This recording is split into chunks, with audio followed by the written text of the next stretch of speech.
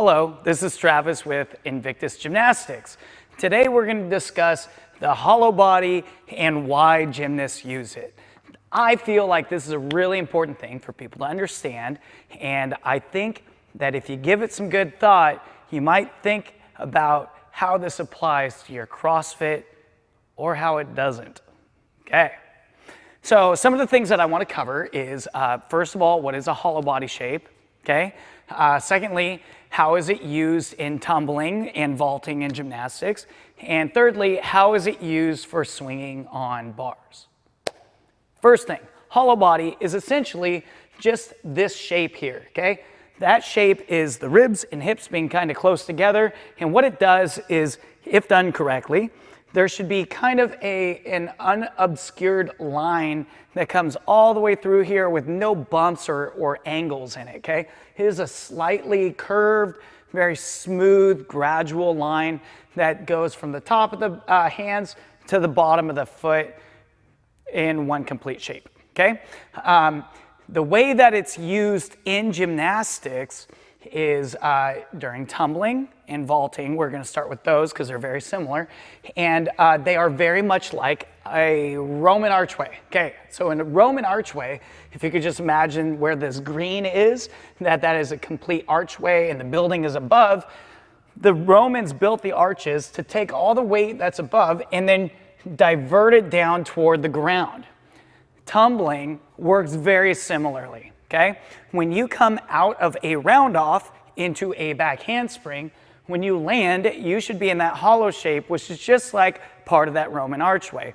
A bunch of that downward pressure is applied into the floor.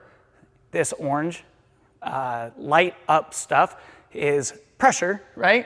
And so all that pressure is pushed into the floor, and then while your feet are connected to the floor, you change shape, which helps promote the upper body speed to flip into the next part. Now, while you're flipping, this pressure is released, flings up, it causes the feet to flip over faster, hands hit the floor, and then the same thing happens again. While your feet travel over the top in kind of their own arch position, you pass through a straight body. That is where the pressure will be the greatest on the hands here at the bottom, and then when that body goes into that hollow shape, it shortens slightly, which causes faster rotation, and you bounce up to your feet. Same thing happens when you vault, okay? This is a vault, and essentially the floor would be down here, and they go run, run, run, and they bounce, and they hit this thing, and it creates this big pow! And then from that hollow body shape, while their hands make contact, they change into an arch shape, which is a hollow body but flipped around the opposite way, which creates rotation, and as they go through that hollow body into straight body, it creates a lot of pressure down on their hand. So they get pressure to create loft and rotation. That's how it works in tumbling. And it works going forward. If these were front handsprings, bounding front handsprings that direction, or back handsprings going this way, that's why the hollow body is useful there. Also, there's not a lot of body shape change. It's not like you're going from a completely hinged position to a very highly arched position. And so in the very small amount of time that you need to create power, it has the ability to do that from one strong shape to another real quick. Okay. Now, on the bar, it's a little bit different, but it's still kind of similar as far as timing is concerned. We're going to start with looking at this guy holding onto that weight, and that weight has a string tied to a bar. Now, if this guy were to try to, I think he's like this, try to swing that weight around the bar, you know that he would have to give it a good little push in order for it to go all the way up and around, right? Well, if he didn't push hard enough, that string would become loose somewhere along that circle, and then it would drop. And anytime there's like a straight position on one side or the other, it creates kind of a choppy swing. So what he does is he swings it downward, and by swinging it downward, it creates upward speed, and then it flips up and over the top. Now, the giant swing is another example of where the hollow body is used. Girls gymnastics, they do have a low bar, so they have to go through a slightly pike position if they're a little bit of a taller athlete, but nonetheless, they go through the hollow body shape as they drop. So they stretch with this long stretch body, and as they drop, they go through hollow body shape, They come into a straight body position at the bottom of the swing, and then going from there, they push their chest forward and then drive their feet forward.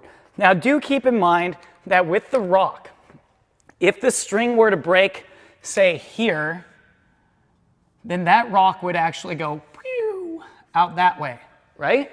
So the whole idea is that when you are swinging around the bar, you're not actually trying to pull your toes over the bar. You're trying to create enough speed that your body wants to pull away from the bar. So that hollow body shape here, when the feet are going up, is actually trying to take the body this direction. And that is why the gymnast can keep tension on the bar. Now, if for some reason they decided to pike their feet up or something like that, that would shoot them up this way, they lose a lot of that tension.